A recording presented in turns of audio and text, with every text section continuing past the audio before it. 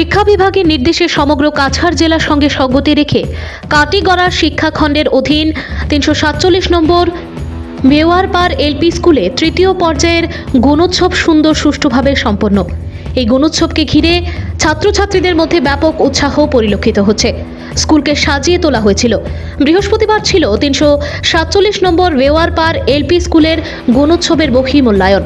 এদিন প্রথমে বহি মূল্যায়নের এসকোটানাল ইভালুয়েটার পঞ্চায়েত ও গ্রামোন্নয়ন বিভাগের এই প্রীতম রায়কে গামছা দিয়ে সম্মান জানানো হয়। ঠিক সকাল ৯টায় স্কুলের ছাত্রছাত্রীদের মর্নিং অ্যাসেম্বলিতে বিভিন্ন পারফরমেন্স তুলে ধরেন। পরে শুরু হয় বহি মূল্যায়নের কাজ।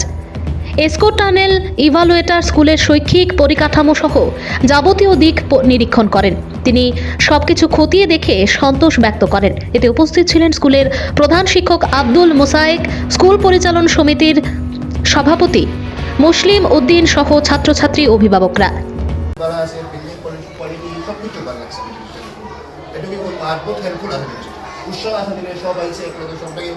কোঅর্ডিনেশনটা খুব ইম্পর্টেন্ট, মানে টিচার্স ও স্টুডেন্ট সব কিছু ভালো পেয়ে এটাই বলবো আর কিছু করেন।